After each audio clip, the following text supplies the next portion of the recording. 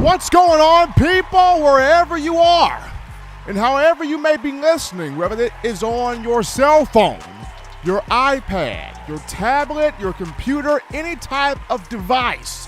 You're rocking and rolling right now on the number one show, the hottest platform in the streets, talking your Crimson Tide in my own words, yours truly, Stephen Smith of Touchdown Alabama Magazine. Welcome in. We're bringing you the show from the Magic City of Birmingham, streaming this to you on YouTube. And speaking of the channel, go ahead right now, stop what you're doing, hit that subscribe button, hit subscribe right now, get your family, friends, diehard Bama fans, casual Bama fans, college football fans, all to subscribe to the channel, because if you love the content, they will as well. Also, don't forget, hit that thumbs up, hit that like button. Let's get these likes up here, making this your show, your network platform channel, and space to talk Bama. Turn all of those post notifications on.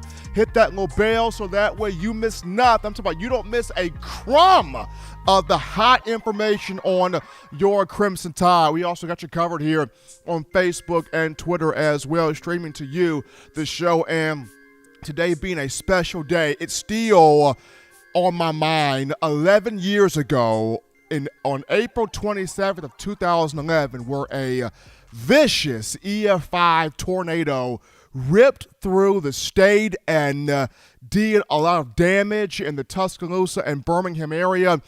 Tuscaloosa went through a lot of heartache, went through a lot of pain, a lot of turmoil. People lost lives, businesses, everything. And just how in 11 years, this city has, or the city of Tuscaloosa and surrounding areas, has come all the way back to life. And it looks like that storm never happened, but it's a reminder of how good it is to work together, to bond together, and how the good Lord and divine intervention tends to bring everything back and restore everything back the way that it needs to be. So just often reflecting on what happened on this very day 11 years ago. But T-Town never down, that being the slogan that you as the fans have kept in mind. And the Alabama Crimson Tide program, we're looking at, 5 national championships, 4 or 5 national championships since that vicious storm hit. So it's been good seeing the rise of Tuscaloosa since that moment. But got a lot to talk about today, a lot to discuss, and we want you, the Bama fans, being a part of the conversation on the eve of the NFL Draft. 205-448-1358, number to call in to let your voice be heard, 205-448-1358. And one more time, 205-448-1358. Want to hear from you. The daily Super Chat goes $75. Daily Super Chat go. Appreciating the level of support from all of you, the Bama Nation. Also, guys, shout out my man John Ivory in the production studio doing his thing. But we start things off, John, with, I'm not going to say that this is massive pressure or huge pressure or unbelievable pressure on this particular Alabama defense for the upcoming season. However, I will say there is pressure on this group, especially when you discuss, this is an Alabama team defensively last season that from start to finish didn't play the way it wanted to, didn't have the dominance and the consistency that fans wanted it to have from start to finish. This group did not like how the season ended, it not winning a national championship, it losing to Georgia. This is why so many veteran players decided to come back and not pursue the drafts, citing unfinished business, but wanting to show the world that 2021, that's not who we are. That's not what we are, especially when you discuss the standard and the level of excellence that players and teams before that group have laid down. And in discussing guys like Jordan Battle that could have went pro, he came back. DeMarco Hellams could have went pro, came back. Henry To'o could have went pro, came back. Byron Young could have went pro, came back. DJ Dale could have went pro, came back. All came back for one reason. and that is to get this team to a national championship and win and go out on their own terms, create their own narrative the right way. And while we are not fond of comparisons as people, we can't stand them. We look and we go, don't compare people, let him be his own. She needs to be her own. He's unique, she's unique. That coach is unique, that team is unique. Don't compare them. That's not right to do. And I understand that. But subconsciously as people, we compare. And I speak to several of you as Alabama fans, whether it's in person or on social media. And one of the first questions that gets directed to me, whether it's a new recruit that comes in as a freshman or a transfer player that joins the program, it's, Steven, who does this player, who is a former Alabama player that this guy, this person reminds you of? Or, this guy have traits? Does he have features or characteristics that resemble a former Crimson Tide player? Does this Alabama team, Steven, resemble a team from years past when you look at this Alabama football program? I'm always hit with those questions of comparison because we just subconsciously do it. We can't help ourselves. We're human. It happens. We can't freaking stand it. It happens. So when you look at the defense here, as good as the 2009 Bama defense was, it was great. As good as the 2011 group was, mainly at the nation in all 5 major defensive categories. As good as 2012 was, and 2015 was, and 2017 was. People hold everybody else to the standard of the 2016 defense. The 2016 defense is the one that everybody just constantly talks about, whether it was the personalities on that team, the players on that team, the production on the team, the coaching of that team, how those guys took the coaching, whatever the case may be. When people look at that 2016 Alabama defense, they go, that's what I love, that's what I want, that's Bama, that's what I crave. Is there anything that can resemble or compare to that particular group right there on the field? And a couple of days ago, John, there on social media was this Twitter user who happens to be an Alabama fan. He posted this video on Twitter, and in the video he says, I miss the 2016 Alabama defense, with kind of a sad face emoji. And right when he tweets that out there, Jamil Burroughs, current Alabama defensive lineman, who had a really good spring game, he quote tweets the video with, "Don't worry, we back in action," in referring to the 2022 defense. He goes, "Don't worry, we're back in action." And with Burroughs quote tweeting the statement, to me, it feels like the 2022 defense, they know the pressure that's upon them, they know the standard, they know the expectation, but they want that pressure. They're embracing that pressure. They want all eyes on them. They are wanting this expectation. So it's going to be interesting to kind of see, how do they go about handling that? How do they go about living up to that bar that the 2016 group set so high? And Will Anderson, going back to spring football, he said after the A-Day game, you remember the pressure and the sacks and the production and the creatures that were on that 2016 defense? Well, you can expect the same thing from us. Will Anderson is saying this, so he understands the pressure. He understands the expectation. He understands exactly what's going on, and he is embracing it, just like everybody else on this team is embracing it. And when you go back and you look at that 2016 team for just a moment here, those guys gave up, 10 points per game, if I'm quoting that stat correctly? But that was an Alabama defense that's averaged 2 touchdowns a game. They scored 14 points per game. I mean, that was a defense that really, truly traveled. And it didn't matter if it was a pick six, if it was a fumble return, if it was a strip sack for a score, any game that defense was going to put up 2 touchdowns.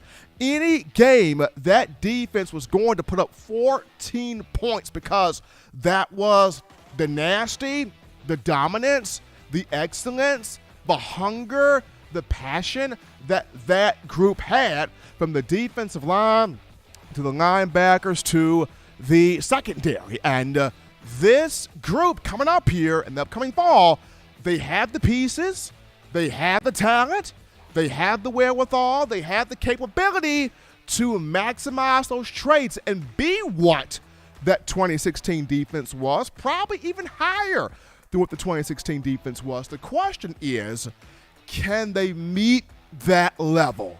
They know what the expectation is. They're cool with the pressure. They're okay with the pressure, but can they meet that level? And to me, it all kind of comes down to Pete Golding. The defensive coordinator for the 2016 team was Jeremy Pruitt. Jeremy Pruitt knew what he had. He knew how to coach him. He didn't bog him down with information. I remember having a conversation with Reuben Foster a while back, and Big Rube said, look, bruh, Pruitt gave us 3 or 4 plays. We had 3 or 4 plays. We had a pressure package.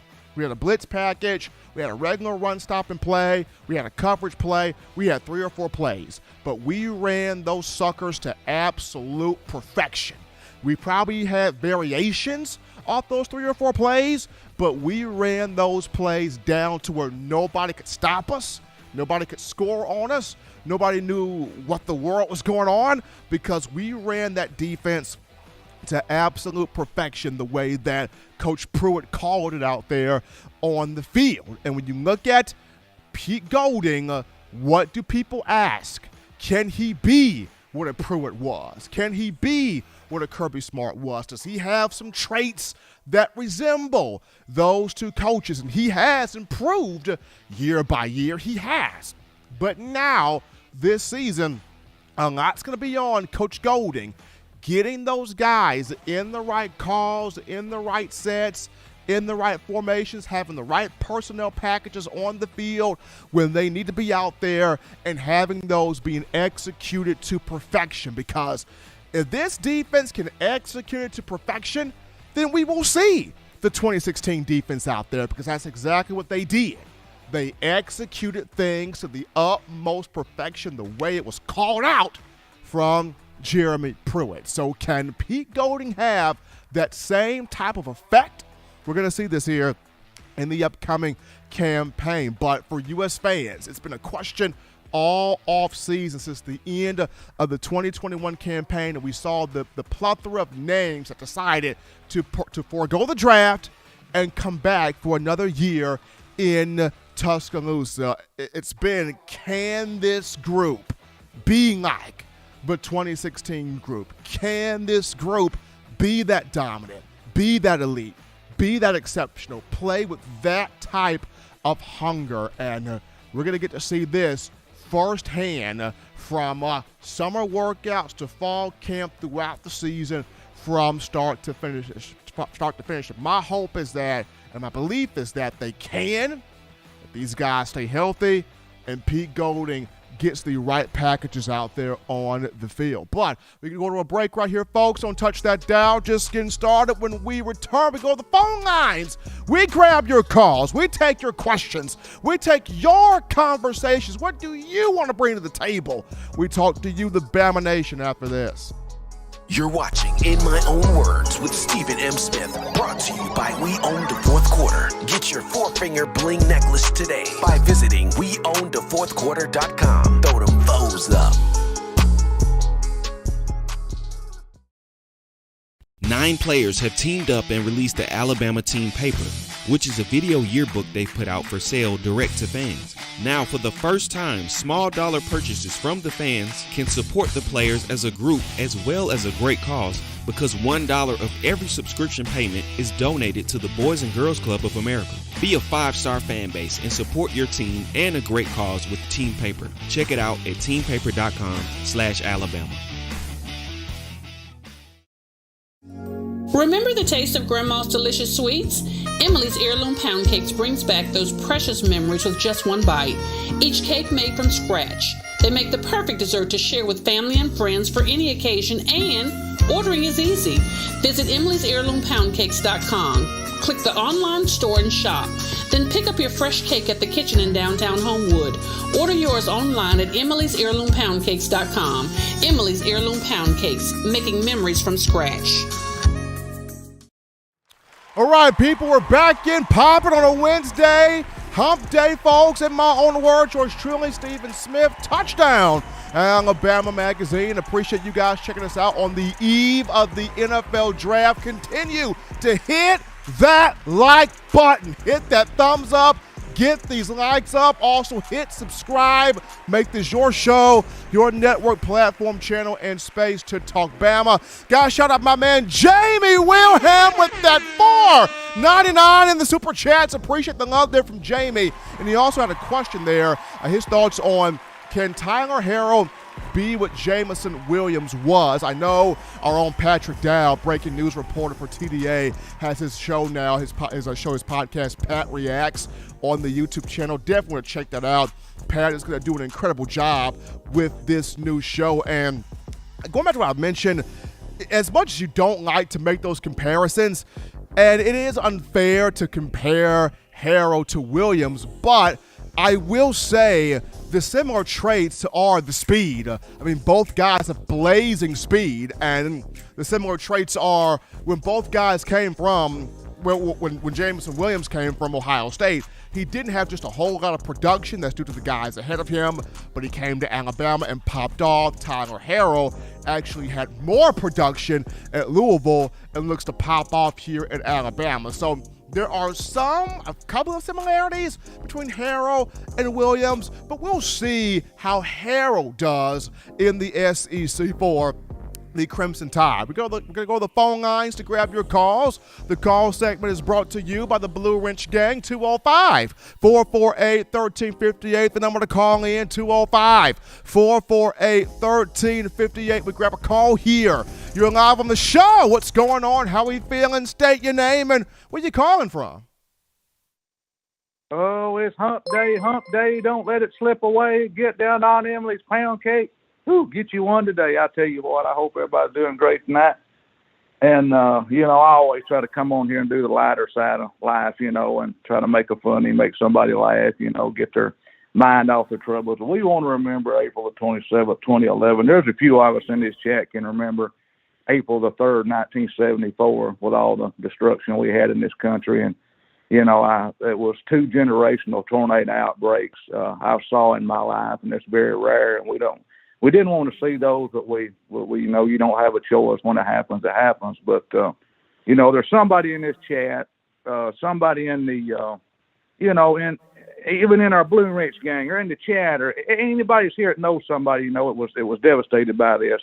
So, we had 252 people gone, 29 confirmed tornadoes, 62 across the state, and we lost 6 University of Alabama students that day. So, but, I retired after 2012. I told them, if Alabama wins back-to-back 11 and 12, I retire. So I did after that. So, but anyway, it put a smile on everybody's face, and they saw the team say, we're going to win this championship for the, Tuscaloosa, Stephen, and in this, state of Alabama, all that devastation, that put smiles on a lot of people's faces. It did, Wang. It really did. And the 2011 championship really put a smile on a lot of faces, and that started the rebuilding of Tuscaloosa, and then the 2012 championship going back-to-back, that added on to that. And just looking at T-Town now, you just wouldn't think that 11 years ago, all of that destruction, all of that damage, all of that chaos, because you're seeing the thriving city. But like you mentioned, Wayne, and that did happen. And at that time, I had recently, graduated high school, so I remember the devastation. I drove through a lot of that devastation, seeing it with my own 2 eyes prior to starting my career as a student at UA. So that was tough at that time. Oh, exactly. It sure was. Like I said, we hadn't saw an outbreak like that since 1974. I saw it in 74. I was an 11-year-old kid. When it takes a pine needle and sticks in a tree, you got force, man. I saw pine needles sticking in trees, and I was a little bitty kid. You can believe that or not, but it happened. That's just the way it was. But everybody, y'all be safe. Y'all looking good. Blue Wrench Gang, y'all keep your channel, #1 channel on YouTube. Y'all know how to do it. Keep the wheels clicking. Keep it rolling. Everybody's looking good. We'll be back on Friday, good Lord willing. We'll see everybody later on. Bye-bye, everyone. Appreciate Waylon here getting us started on a Wednesday. The president of the TDA in my own words fan club right there. We grab this call. Here you're live on the show. What's going on? How we feeling? State your name and where you calling from. Yo, Steven, it's your boy. Oh, he's What's back. good, He's brother? back in here. What's good, man? I'm good, man. I mean, Senator, Coach, just kind of reminiscing on what happened 11 years ago in T-Town and how horrifying that was, but the football team and just the fighting spirit of the people of Tuscaloosa. You look at T-Town now, it doesn't even look like it went through all that pain 11 years ago. Man, let me tell you, Steven, that's when you know about when you know about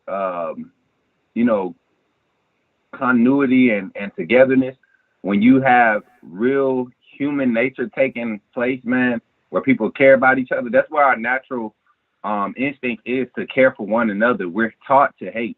So when things like that happen, to remind you what's more important, one thing that's more important in football is that person that's standing to your left or right, their livelihood, how they live, what they're living for, and for the state to come together like that. And people always say just the state, but a lot of the country in the Southeast got behind us. I don't know if y'all remember, but Mobile, Alabama was one of the main places where people had to move to after Hurricane Katrina. And I know after the tornadoes in Tuscaloosa, a lot of my family that lives in that northern Alabama, that middle northern Alabama area, they got, relocated for a while in the out-of-state places, that surrounded Alabama. And it was just a whole effort as a people, and it's good to see that time. And I think that's why people love football so much, Stephen, because every Saturday you get that same type of feeling of togetherness. Even though you root for this team and I root for this team, we're rooting for our teams together, and that's big. But yeah, man, I've been in the chat, y'all. I've been going back looking at these comments. Steven, what's going on with the fan base? I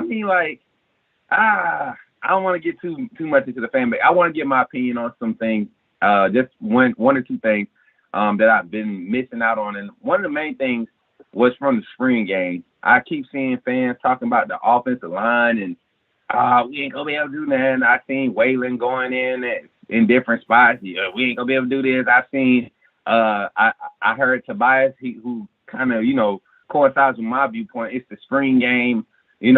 I just don't know why Bama fans this off season, with all the promise that we have showing, I can't say I know why they're scared or whatever. Maybe because of how we lost the national championship, which in my opinion was a great way to lose. You missing four of your top key people on offense. Three or three or four? I can't remember, but we was missing a lot of people. Four. Jason McCullum, Roydell Williams. I mean, we have been missing guys all year and put together a crazy patched up season, and we're still able to get to the Natty. I think people are just so media driven, man. It bothers me that we don't look at the film or we don't watch the games like we should. And I go back and I look at that spring game. I look at defensive linemen winning one-on-ones against good offensive linemen. I see cornerbacks and safeties communicating, passing off coverage. It was one play we had zero coverage across the back end. 5 DB, zero coverage. We sent the inside linebacker on a delayed twist blitz in the middle. It was later in the scrimmage. But I remember the safety and the corner had to pass off a corner route from the slot. The safety and the star guy had to pass off a corner route coming from the slot. And the star branch dropped down and covered the flat, and they actually got to stop. Their first team B got to stop off of Bryce Young because he was looking for that quick release coming across where that nickel should have been pulled with the slot guy into the corner. So you can see guys are learning on the defensive side, and the experience is very prevalent. So I don't know why we get this idea that the offense is supposed to dominate in these scrimmages. Y'all do understand that the offense only running like 16 to 24 base plays of what they're going to do once summer camp starts, you set a foundation for what you want the team already have their minds geared towards when they come back from their little summer break. And honestly, it was only like I said, maybe 18 different plays called in different formations, that really look different from any other thing we've seen. Everything else we've been seeing it. So there is a process being applied, and I think people just need to chill out and observe it. Now with the transfer portal, Steven, I love it. But my thing is, how much young talent will we chase away bringing in guys from the transfer portal? And we know this generation is very heavily influenced by social media. So when they see the best Alabama football news outlets, college football news outlet post something about a transfer, how reliable that transfer is, where he's coming from, what he's about, it may very well be true. It ain't, clickbait. But what does this recruit say when he sees that? These recruits aren't built like when I was coming out of high school where guys want to go places and actually compete. A lot of these recruits are looking to only stay in college for 2 to 3 years. They're trying to get out and make the big bucks. Now that you can make money in college, they really want to go ahead and make a little bit of something while they're in. So they'll go to Auburn. They'll go to Florida. They'll go to these other schools where they might be on the downfall, but they're still in the national spotlight because of that name. And they'll go and capitalize off of that. They'll say, I'll go and, play a strong freshman season, make some noise, get a sophomore season in, hopefully no injuries, get this NIL deal. Junior season, go to the draft, and that can start to bite us. But honestly, as long as we got Nick Saban, I'm not worried. You still got talent coming in. A lot of people think, okay, it's going to chase away all the young talent. No, experienced talent knows how to come in and cope with people around them, learn how to be a leader and lead by example. And so I think we're in the best position to be a dominant team again on both sides of the ball. Anytime I go to any spring game, any school spring game, and the defense dominates, it gives me more high hopes for the offense. And I'm not saying guys, JoJo Earl dropped a lot of passes, but guys were just literally locked up in that spring game, guys. And that gives me confidence because I know JoJo Earl is fast. I know Christian Leary is fast. I know the guys, Jermaine Burton and Ja'Cory Brooks and Jones Bell, all those guys on the outside are fast. I've seen the highlights of Anderson in person. I got to see Isaiah Bonds last weekend on Easter break. He was doing one-on-ones at a destroying event. I seen that dude in person. That boy is a freaking nature athlete.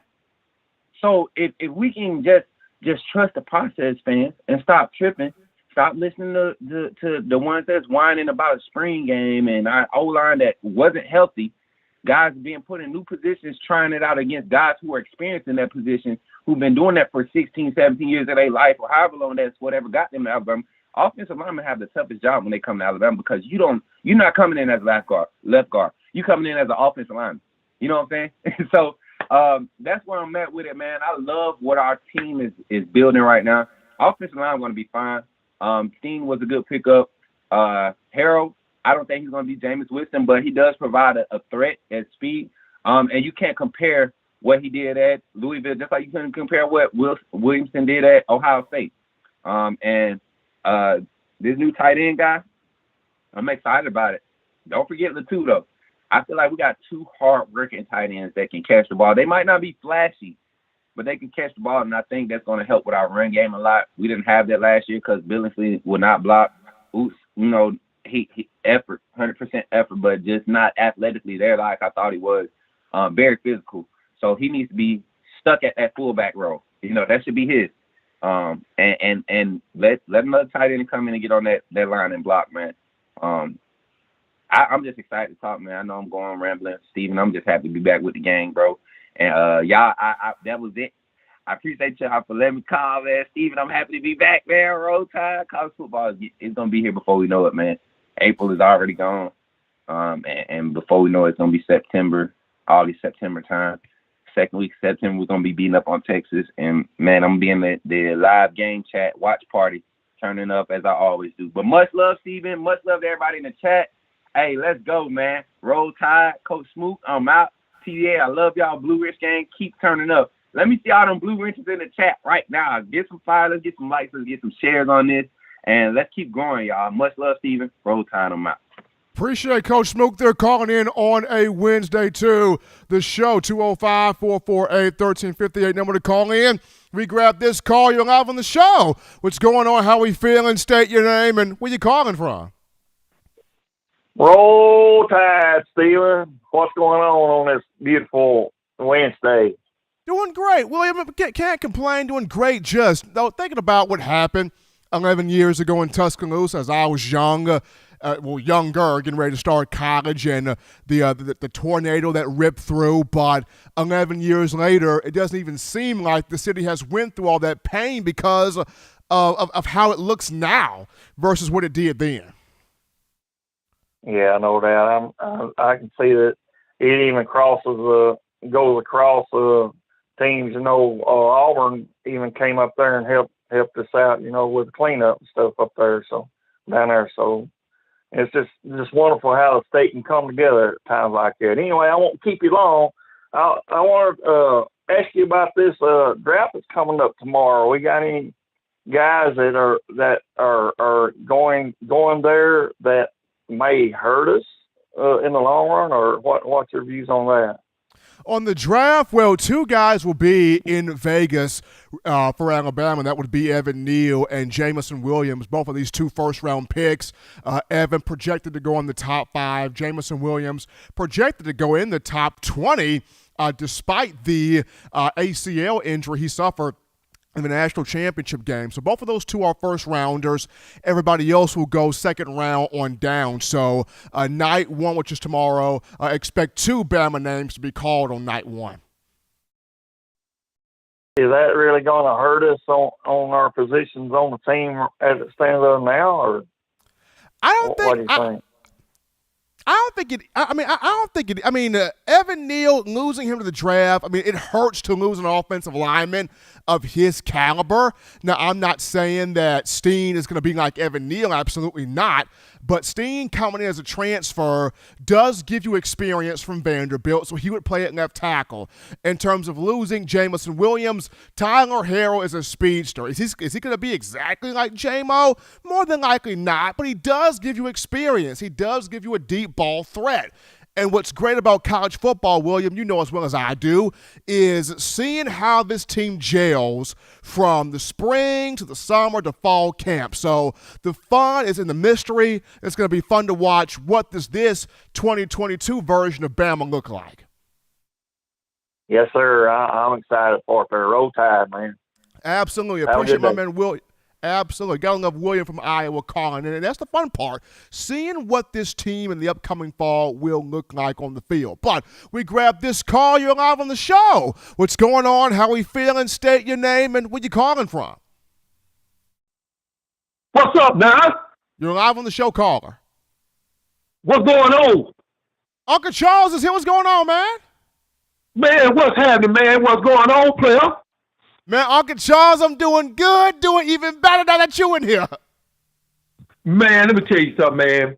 Let me just say it's a blessing to hear your voice, man. And every day we get up, man, it's a win for us and it's a blessing. Let me just say this, man. I'm sick of hearing about this transfer portal because this would have never happened back in the 80s. Not while Bear Bryant was coaching. No, you talk about some transfer. See, Bear Bryant would have never put up with no transfer portal. You know why? Because you was too tired to even go to another school after practice. You was too doggone tired. He wore you out. And you know what? A lot of people don't know Bear Bryant like I do because I watched him when I was little. Let me tell you something. Like when we were doing good in a game or something like that, and they asked Bear Bryant what's going to be the next play. And then he give them a play, and then they go out there and get a wrong play, and then say, Coach, what are you going to call this time? And then he puts his hat up over his – you ever see Bear Bryant put his hat over front of his eye? That means don't ask him nothing else. Don't do it no more. Listen, as far as anything, man, I believe in this. I believe student athletes should have been getting paid a long time ago. Why are we complaining about it now? They should have been getting paid in the 80s and 90s. But, times change, generations change. And now these young men want something for their work. And they deserve that for their work. Let me explain something to you, and I'm going to say it in closing. I want to say this in all fairness. Another squirrel out here died on the electrical wire out here, and he don't hit the ground out here. and the white guy that worked for the construction company out there. I just went out there to see, and he hit the ground here because he was hanging from the wire. I get out there, he holding the squirrel up by his leg, and the way he was looking at the squirrel, he looked at me. I said, "What you gonna do next? Put some seasoning sauce on him and eat him?" Oh no, I wasn't gonna eat him. I'm glad you cleared that up for me. I'm glad you cleared that up. And that's all I got to say, man. I want to just check in with you, man. I love my Alabama family. And another thing, too, I'm going to say this in one more closing. Let me tell you something, man. I went to the Alabama and Louisiana take when it was out there at Legion Field out there. And some of my white brothers and sisters over there cooking some meat, Italian sausage, and you know, they had a few drinks over there. And they said, "Hey, you guys, come on over." And come on over. And, man, we had a good time until one of them had too much to drink and said, "Yahoo!" And I said, "It's time to go." I knew it was time to go because he was over there hugging an elephant over there, stuffed elephant. I said, "This food is crazy. We should have never came over here and ate." And that's all I got to say, man. I appreciate you. Appreciate Uncle Charles calling in on a Wednesday, giving us some love, some enjoyment, some humor, and some laughter. John Ivory's going to be busting out laughing over in that production studio. This is awesome. This is why we enjoy this show. This is why we enjoy doing this show 3 days a week. Appreciate Uncle Charles there for that call. We take this call. You're live on the show. What's going on? How are you feeling? State your name and where you calling from. Steven, Lewis from Medellin, Colombia, down in South America. How's it going? Doing great, and yourself, man? I am doing absolutely fantastic. How about yourself? I cannot complain, man, but what's on your mind this evening? Listen, Steven, first off, 3 shout-outs, big-time shout-outs. One is it Dennison from Ohio? Or is it Iowa? Forgot. 2, Coach Smook from Phoenix City, and the guy from New York. I forgot about his name. That's Bill. I just want to say this to the Bama fans out there. As I said, I'm in Medellin, Colombia, down in South America. I'm not a U.S. born.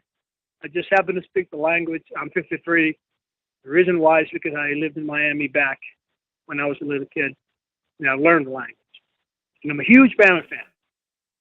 And all I got to do is turn on TV and watch football and see with my own eyes which is the better team.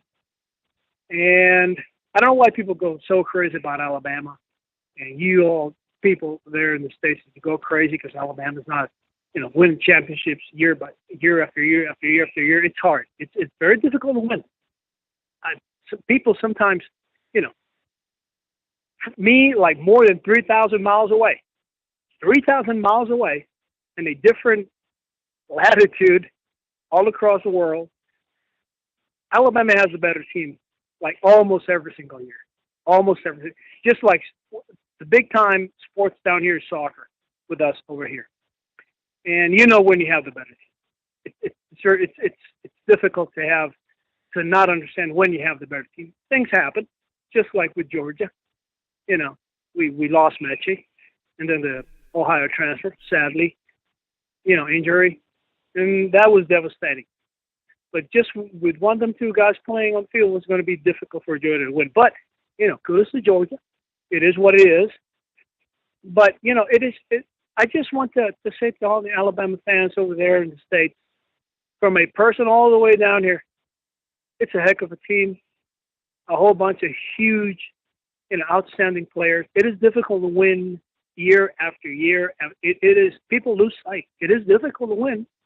It's hard, So I just want to say we have a great, and I say we because I'm a huge Bama fan since I was in freaking elementary school back in Miami, back in the late 70s. And huge quarterback. That kid, Bryce Young, he's a heck of a quarterback. Great online, great wide receivers. We have a heck of a team. And we always, we're always there, present, put up a fight. And it's difficult. I see people say, well, who's going to replace Saban? Who's going to do this? Who's going to say, well, I was saying, like, wait a minute. What are these people talking about? It's not just like, just like talking and we're going to bring this guy in. No, it's hard. So I beg people out there, it's hard to lose. I get it. It's not easy to digest when you don't win the championship. I was absolutely devastated when we lost to Georgia. I was excited. when I told my wife when I was watching the game over here against Georgia with the SEC championship, I told my wife, let me see what they got.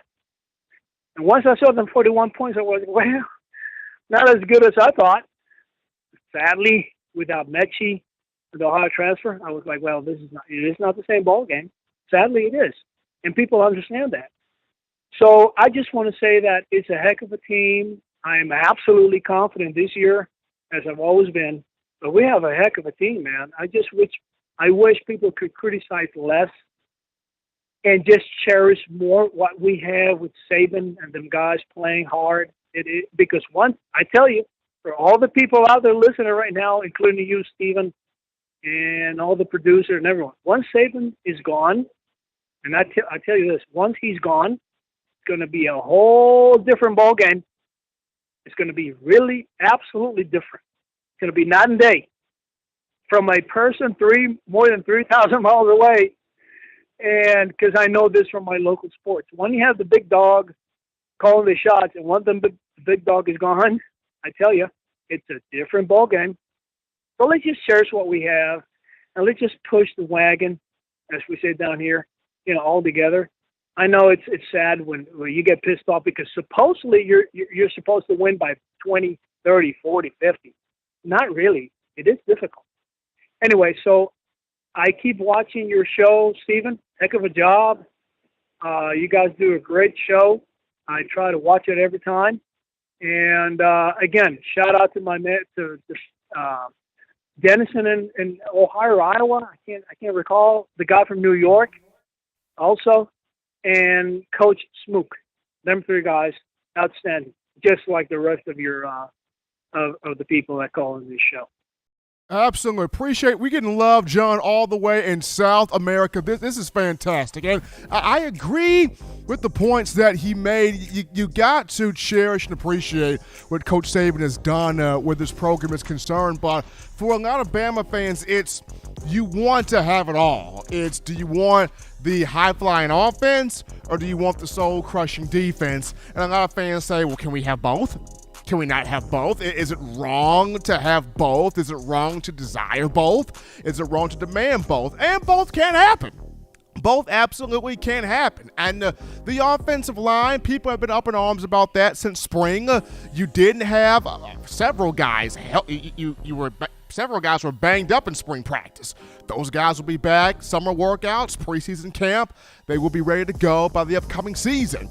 Everybody stays healthy and on their P's and Q's. This is a championship team. But we got to shout out my man Jovi Hendricks twice here. We got Jovi Hendricks first. Let's see what Jovi has going here.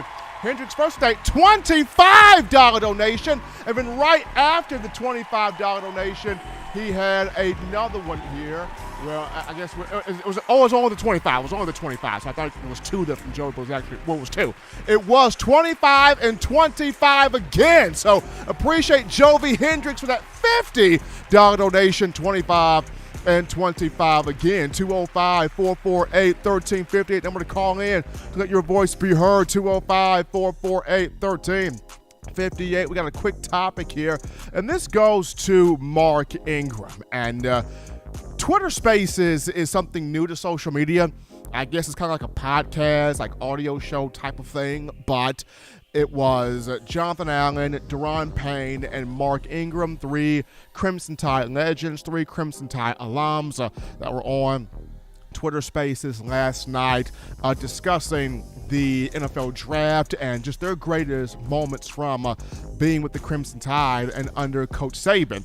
And what was cool about Mark Ingram was he shared his best Nick Saban story where, Saban goes to his home and recruits him back in 2007 up to 2008, and he sits down on the couch with mom and grandpa and the rest of the family, and he basically tells Mark Ingram, hey, you can come to Alabama and be the greatest player ever, and if you don't become a great player, it's your own fault. That's basically what he tells Mark Ingram, basically giving him a chance to control his narrative as a a marquee guy. Didn't make any promises, didn't promise Ingram anything, just said, hey, if you come in here, you compete, you work your butt off, you got a chance to be a really great player. And he also said, if you come, your freshman year, we'll be a good team, we'll be a pretty good team. But by your sophomore year, we should win a national championship. And lo and behold, was Nick Saban a prophet or what? I mean, Mark Ingram's first year, Bama went, 12-2. They went 12-0 in the regular season, lost to Florida in a really good SEC championship game, and then unfortunately lost to Utah in the 2009 Sugar Bowl. But 2009, Alabama, perfect, undefeated regular season, wins the SEC title game against Georgia, against Florida, causing the tears of Tim Tebow, and then beating Texas in the national championship game to win the first title of the Nick Saban era. Mark Ingram winning the first Heisman Trophy in program history, and they got that championship, so Saban called that on the head. But what was even better about what Ingram said was at the end of the conversation, a question was thrown to him about, Mark, you look at Georgia, right? And, Georgia's doing it right now. They just won a national championship, beat Nick Saban. Georgia put more players in the NFL Combine. Georgia's going to have more players drafted than Alabama. Kirby Smart's going to really sustain this thing. Like, how do you feel about Georgia really catching up to Alabama and maybe even surpassing Alabama to some extent? And so Mark Ingram goes, you know what, man? Check this out. When they can win this a decade plus, several years, doing this thing consistently, then you can come talk to me. When they win 18 national championships, then you can come talk to me. When they win 6 of the last 12 national titles, then you can come talk to me. And the only reason why they won the title they just won was their coach came from Bama, so they need to be thanking Bama. We're going to get back there next season. We're going to be right back there. I can't speak for them, but we're going to be right back there. And that's why fans love Mark Ingram. He is the ambassador to the T of Crimson Tide football. Wherever Mark is, he's representing Bama to the thick of it.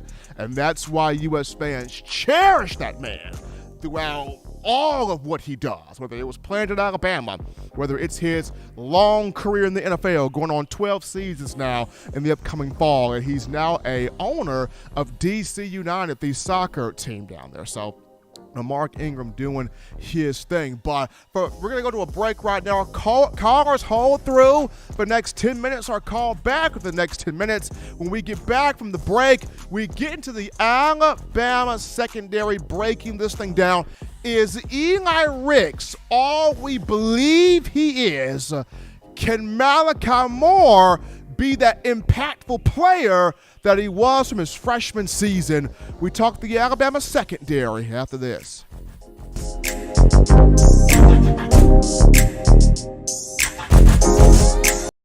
You know what we do at the start of the fourth quarter. We throw them foes up. But now you don't have to wait until the fourth quarter. Get your 4-finger bling necklace at weownthefourthquarter.com. It's the first and only logo that captures the essence of all Crimson Tide players and fans as we represent the legendary Alabama football fourth quarter dominance. Get your 4-finger bling necklace right now at weownthefourthquarter.com. Get yours today and stun on them haters. Touchdown Alabama Magazine is Alabama football's premier publication. A subscription to Touchdown Alabama Magazine is the perfect gift for any Alabama fan. For exclusive news and information, recruiting updates, a free annual print magazine, and more, go to touchdownalabama.com and click join. Only $7.95 per month, or pay $74.95 for a full-year subscription. That's a yearly saving of $20. Go to touchdownalabama.com today and roll Tide. Thank you for tuning in. Show your support right now by clicking that like button. If you haven't subscribed, hit the subscribe button now and enable all notifications to make sure you don't ever miss any of the best Alabama football news, notes, and information right here on Touchdown Alabama. All right, people, welcome in. Back from the break on a Wednesday hump day, number one form For your Crimson Tide football news, in my own words, yours truly, Stephen Smith of Touchdown Alabama Magazine, the eve of the 2022 NFL Draft, which takes place on tomorrow, 7 p.m. Central Time from Las Vegas. But right now, we look into the Alabama secondary and a group that you want to see be dominant, play the ball, create turnovers, bat passes down, just make receivers' lives a living nightmare out there on the field. And when you look at the secondary, quite a couple of guys came back that could have went pro. Jordan Battle could have went pro, decided to come back. Why? Unfinished business. DeMarco Hellams could have went pro, decided to come back. Why? Unfinished business. You got a veteran secondary, and then you add Eli Ricks to the conversation, the transfer from LSU who played in 16 games in 2 seasons, 2020 and 2021. But the question is, can this Alabama secondary, can this veteran group shut opposing wide receivers down? This is the question that you as Alabama fans are asking. And it has the potential to do this, especially with Travaris Robinson as the new cornerbacks coach coming over from Miami. He really looked good coaching these guys in the spring.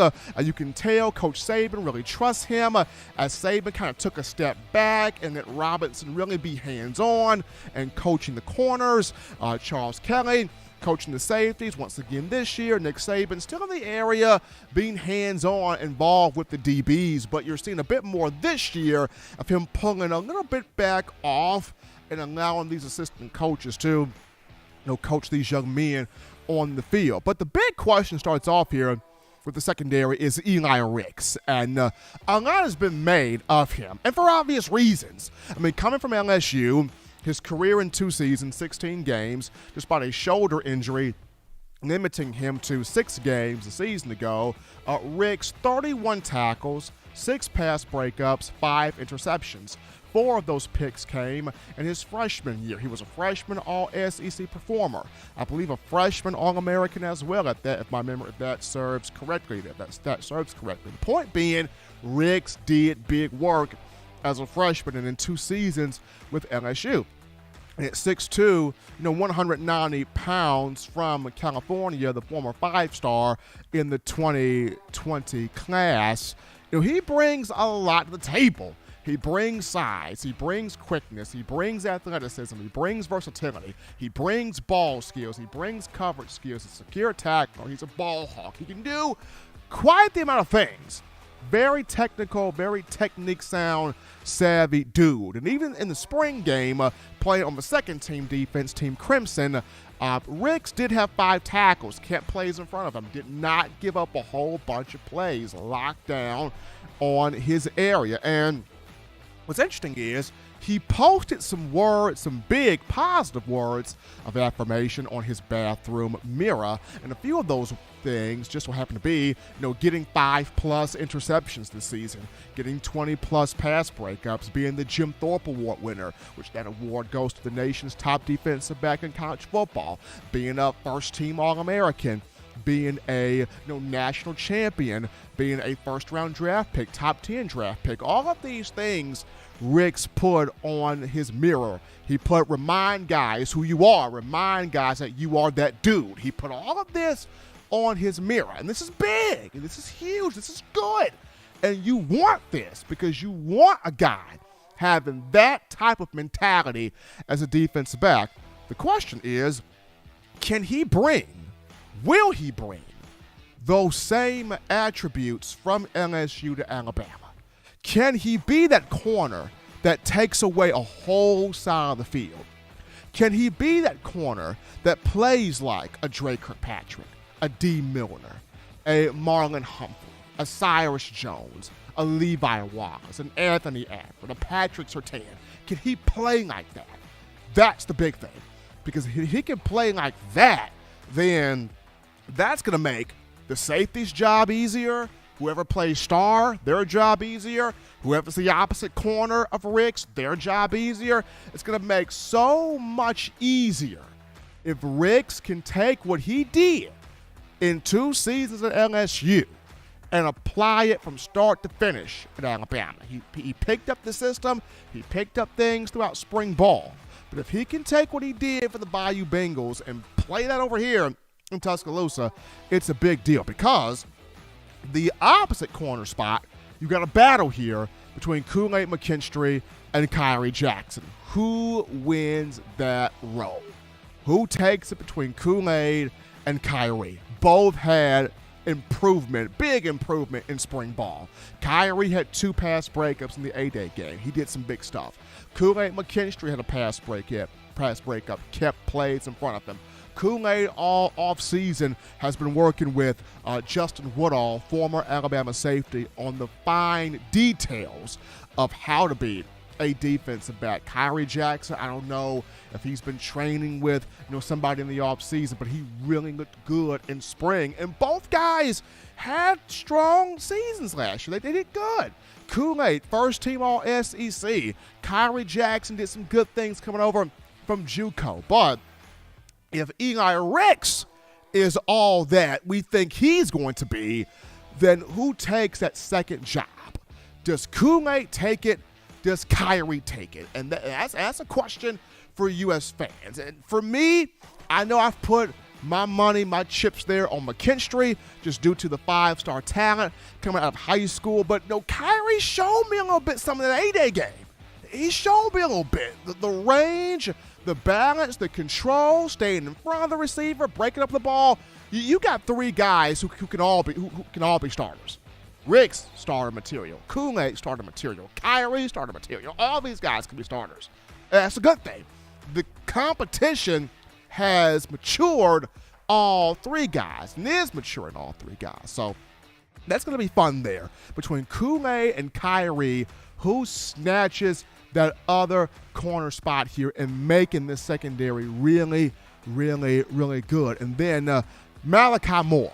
We all saw what he was as a freshman. 6 pass breakups, 3 interceptions, 4 tackles for loss, 44 total tackles, freshman All-SEC, freshman All-American, second team All-SEC. I mean, the guy was just a baller his entire freshman year. Played a huge role in Alabama going undefeated, perfect national championship season in 2020.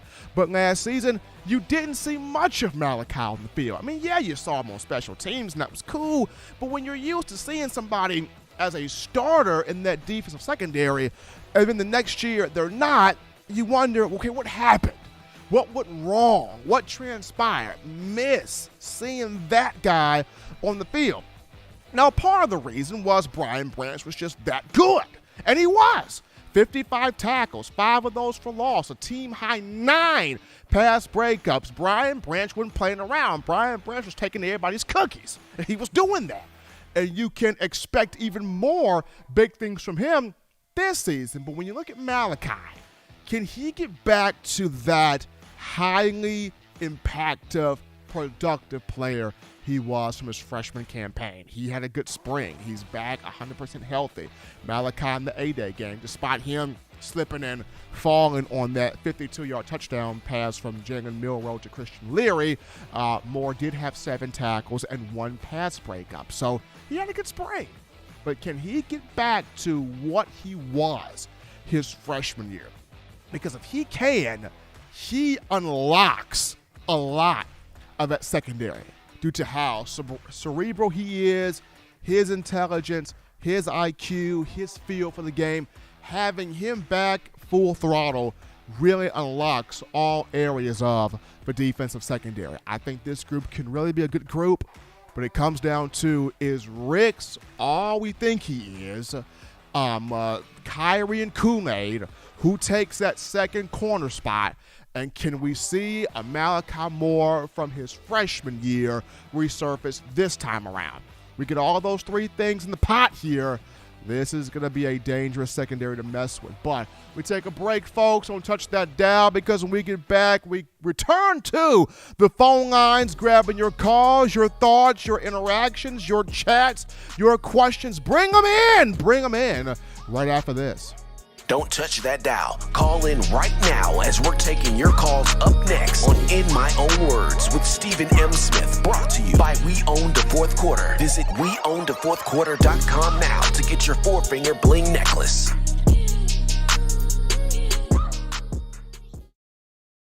Every sports fan deserves the proper representation. Whitwell Sports introduces to you the Title Towel. Wave that Title Towel in the air like you just don't care in support of Nick Saban and the Alabama Crimson Tide. Only $9.99 and it lasts a lifetime. Head on over to WhitwellSports.com and get your Title Towel today. Touchdown Alabama Magazine is Alabama football's premier publication. A subscription to Touchdown Alabama Magazine is the perfect gift for any Alabama fan. For exclusive news and information, recruiting updates, a free annual print magazine, and more, go to touchdownalabama.com and click join. Only $7.95 per month or pay $74.95 for a full year subscription. That's a yearly saving of $20. Go to touchdownalabama.com today and roll Tide. Thank you for tuning in. Show your support right now by clicking that like button. If you haven't subscribed, hit the subscribe button now and enable all notifications to make sure you don't ever miss any of the best Alabama football news, notes, and information right here on Touchdown Alabama. All right, folks, we're back in here popping the clutch from the break here on a Wednesday, hump day, number one form for Bama. Football news, in my own words, yours truly, Stephen Smith of Touchdown Alabama Magazine. Whatever you do, hit subscribe right now. Hit that subscribe button. Make this your show right here. Also, hit that thumbs up. Give us a like right here. Smash the like button. Get those likes up, baby. Make this your platform, your space, your opportunity to talk Crimson Tide football right here with us. We go to the phone lines right now to grab your calls. Call segment brought to you by the Blue Wrench Gang, 205-448-1358. Number to call in, 205-448-1358. We grab this call. You're live on the show. What's going on? How we feeling? State your name and where you calling from. Smith, it's Justin Riley. Happy Wednesday, my friend. What's going on, Justin? Hey, brother, got a couple things going on. First and foremost, last night, if many of y'all missed it, former two-time All-American safety Kevin Jackson was inducted into the Mississippi Junior College Sports Hall of Fame. Had an opportunity to see that happen. Really happy for him. But the NFL draft is upon us. I can't be more excited than I am right now. And I know a lot of focus is being put on Evan Neal and Jamison Williams, rightfully so.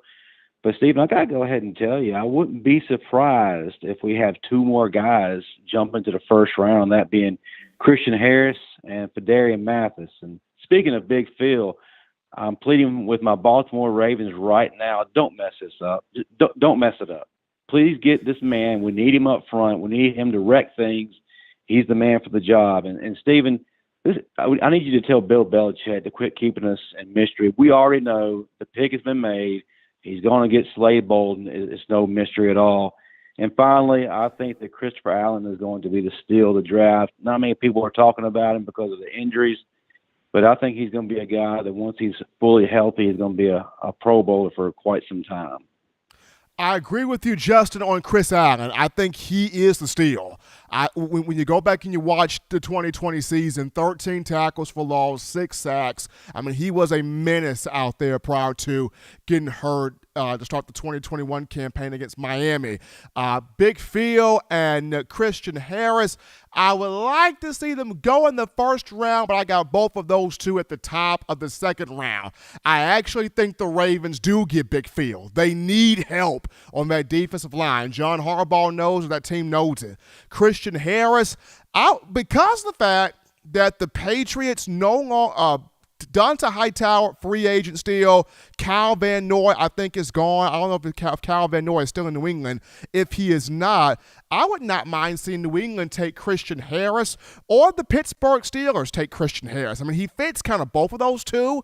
I mean, if the Chicago Bears take Christian Harris, good night. But, I mean, there's a few teams out there that can really use Christian services. Oh, wait, one more team, the Atlanta Falcons. If the Dirty Birds can grab Christian Harris, that'll be good also. But there's going to be a lot of names being called here.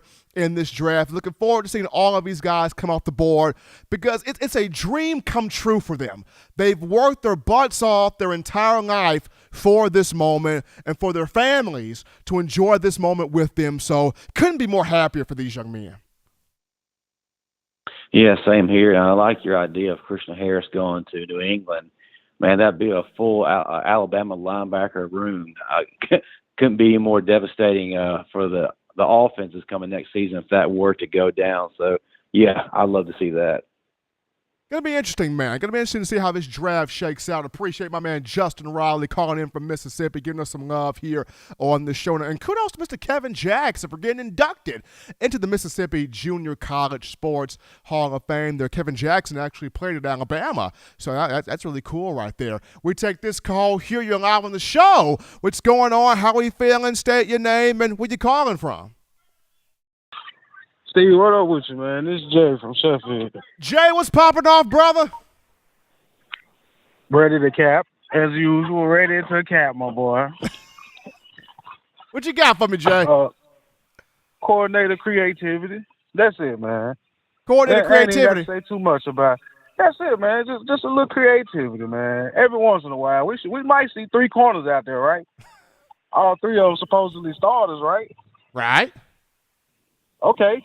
We should see all 3 of them, and then you say we got a 3-headed defensive line too, right? We should see all that, right? Right, we should. Okay, now you got a basketball team and receivers, and you got all kinds of mismatches at running back and tight end, right? Right. A little creativity, right? Now that's just running back and tight end, and that ain't even talking about a receiver. You know, you got your 6'2", then you got your little bitty dude. You know what I mean? What you want. But I don't know, Steve. Just a little creativity from a subpar play callers, and maybe we could do it this year. But Roll Tide, I love y'all, man. Appreciate Jay calling in. You know, I'm gonna get that down to the coaching staff. All Jay from Sheffield wants is a little creativity from Bill O'Brien, a little creativity from Pete Cole. That's all Jay wants.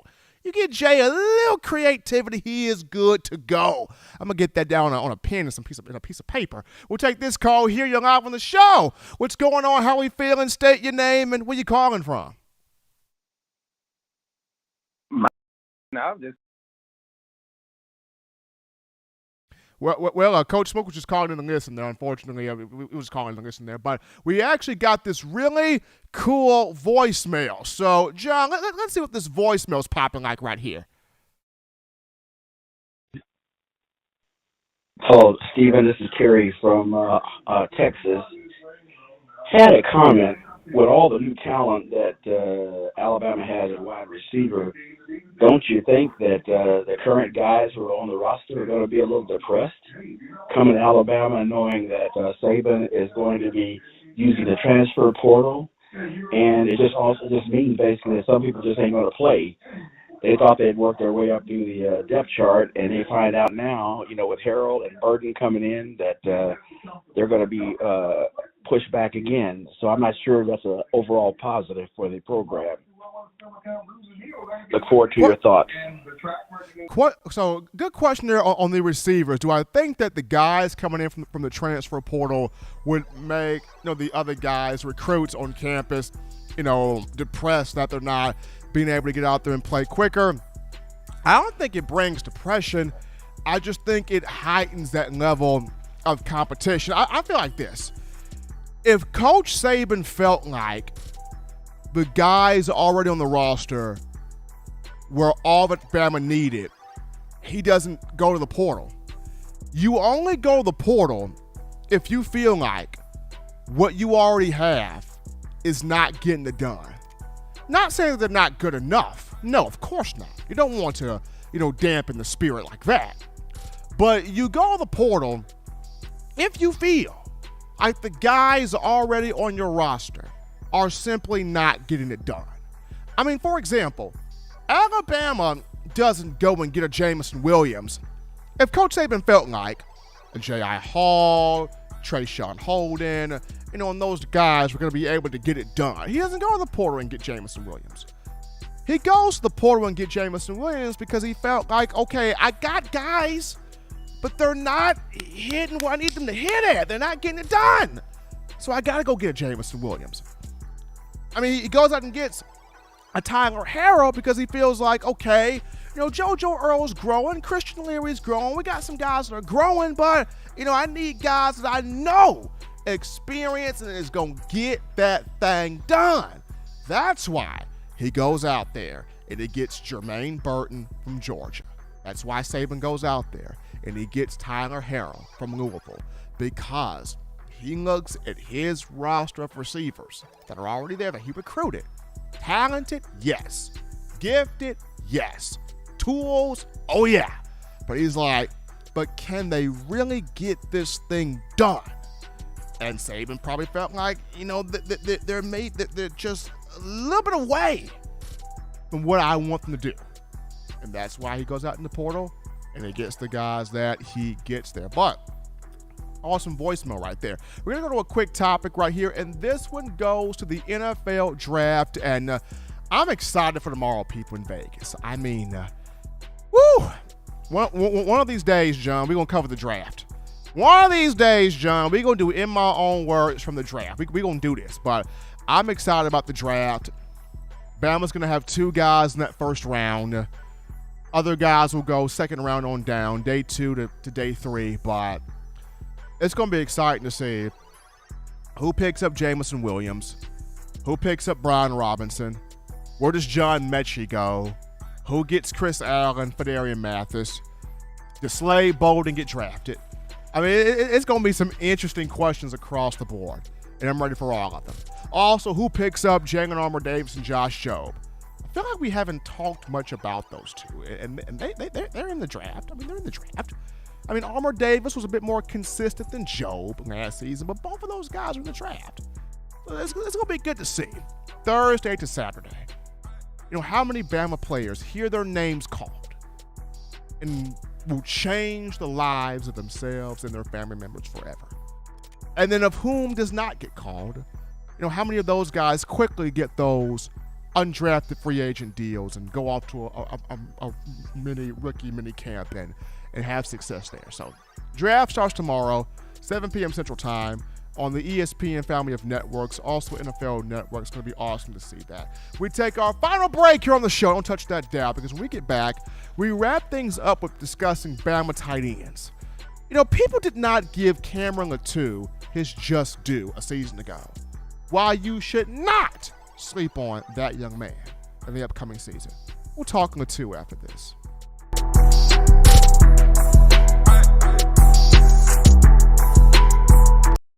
If you're an avid Alabama Crimson Tide fan and you love to flaunt it, then show your Alabama Crimson Tide support by grabbing the All-Bama sneakers. They feature bold Crimson Tide graphics, so no one will be able to question where your allegiance lies. When you add these sweet sneakers to your Alabama Crimson Tide collection, go to stsfootwear.com and use the code TDAlabama for $15 off your purchase. That's code TDAlabama for $15 off your purchase. Go to stsfootwear.com and get your All-Bama sneakers today. Touchdown Alabama Magazine is Alabama football's premier publication. A subscription to Touchdown Alabama Magazine is the perfect gift for any Alabama fan. For exclusive news and information, recruiting updates, a free annual print magazine, and more, go to touchdownalabama.com and click join. Only $7.95 per month, or pay $74.95 for a full year subscription. That's a yearly saving of $20. Go to touchdownalabama.com today and roll Tide. Thank you for tuning in. Show your support right now by clicking that like button. If you haven't subscribed, hit the subscribe button now and enable all notifications to make sure you don't ever miss any of the best Alabama football news, notes, and information right here on Touchdown Alabama. All right, people, we're back in from the break. Really enjoyed you guys hanging out with the hottest show on the streets, #1 forum for Bama football news. In my own words, yours truly, Stephen Smith, Touchdown Alabama Magazine on a Wednesday hump day. And appreciate all the calls, texts, chats, donations, making this your show, your platform, channel, and space to talk Bama. And before we get into final topic of conversation here, got to remind you of TDAwear.com. That's tdawear.com. So to get all of your swag, sauce, drip, culture, clothing needs, check us out right now, tdawear.com. Do your shopping right there. Get yourself set up for summer workouts, for preseason camp, and the upcoming season in the fall by getting your gear to represent your Crimson Tide. tdawear.com. That's tdawear.com. Link in the description. Continue to show that support for Coach Saban, the student athletes, the university, and us here at Touchdown Alabama Magazine. But the tight end position is one where Coach Saban has discussed that Alabama could use more depth, could use more production, could use more people at. Does Alabama pursue the transfer portal for a tight end? Hey, we shall see. But right now, I kind of want to use this conversation to pay some respect here to Cameron Latu, because I feel like he is a veteran player that's being overlooked in terms of conversations from the fans. And a lot of people, when they think of Latu, they go, he dropped passes. He ain't good enough. He dropped touchdowns. He dropped balls. Like, can we get another tight end? Latu ain't doing it. And what people don't realize, Cameron Latu caught 8 touchdown passes a season ago, which set the single-season school record for touchdown receptions by a tight end. Latu actually did work. Latu actually did a pretty sound, solid, good job. Now, if he would have caught a few more passes with those touchdown numbers being double digits, sure. But for what he did a solid job. And this is from a young man that transitioned from outside linebacker to tight end. He changed positions, people.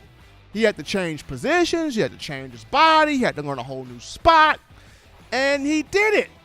And he did pretty darn well at doing it. I mean, the dude had a good year this past season, and I felt like we were so focused on Jaleel Billingsley. Jaleel's a freak. Jaleel's an animal. Jaleel's a monster. That guy's going to be big time, really good. And when Jaleel did not pan out, and now he's at Texas, we did not truly reward Cameron Latu the flowers that he should have gotten. And you don't sleep on this young man in the upcoming season, because I think he's going to be even better. He's going to be a better blocker, better pass catcher, better route runner, because he knows I put together a huge season. I can put myself in that first round trajectory for the 2023 NFL draft. I feel like there's going to be more of a connection, more of a chemistry between he and Bryce Young. It's a lot of good to look at here when you look at Cam Latu. I know Bama's got to develop Robbie Oots a little bit more at tight end. You got an Amari Black and a Danny Lewis Jr. that'll be here in the summer. Got to develop those two. Elijah Brown here also. Got to develop him. Wow, it'll be interesting to see if Bama pursues a tight end in the portal. But Cam Latu is somebody that is a veteran guy that needs more talk, that needs more publicity, that needs more people having a dialogue about him, because he did have a good year. He did have a strong year. He did have single-season school record for touchdown receptions by a tight end. So put some respect on Cam Latu. I mean, brother did work. So expect for him to do even more in the upcoming season as he looks to become the newest or the latest potential first-round pick here for 2023 for your Crimson Tide. But as always, Bama fans, you want the best in news, notes, information, and coverage here on your favorite program, that being Bama. You can get this by accessing the Touchdown Alabama Magazine app. You download the app from the iPhone App Store if you're rocking Team Apple, Google Play Store if you have the Android phone. For your audio listening needs, check us out here, iTunes or Apple Podcasts, Spotify, Stitcher, Spreaker, TuneIn Radio, Overcast.fm, or iHeartRadio. Guys, shout out my man Tobias Brookins from Fresno, West Coast, with that $20 donation in the Super Chats. The daily Super Chat going up $75 has been met. Appreciate you, the incredible fans of the family that is Crimson Tide football. The good and gracious Lord sees fit. I'll be back on Friday continuing the conversation that is Bama. Remember, Tide fans, you can purchase individual copies of Touchdown Alabama magazine. Have those, sent to your door. That link will be found in the description. If you're trying to get the fresh edition, print edition of TDA, the magazine, you go to touchdownalabama.com. You click join, become a member or a subscriber today. That link found in the description also. If you're trying to get your hands on the 4-finger bling necklace, 4-finger bling jewelry, courtesy of our guys at We Own thefourthquarter.com. That's We Own thefourthquarter.com. That link in the description as well. Appreciate all of you, the Bama fans, for all the likes, all the subscribing, all the donations, all the calls, all the conversation. You make this show what it is. We appreciate and we value all of you guys. Also, gotta shout out my man John Ivory in the production studio doing his thing from behind the scenes. After the show, we got brand new video, my thoughts, final thoughts to you, our members, our esteemed members. Check out the video coming shortly here after this live is done. But until next time, folks, husbands, love your wives. Wives, appreciate, value those husbands. Children, you guys continue doing the right thing, fun thing, smart thing, good thing, legitimate thing to not be bored. You grab yourself those 3 hearty meals a day, those 3 great laughs a day. You protect yourself. You protect the loved ones around you. Enjoy the NFL draft starting tomorrow, 7 p.m. Central Time. Until Friday, folks, I'm your man, Stephen M. Smith, and you've been listening to In My Own Words.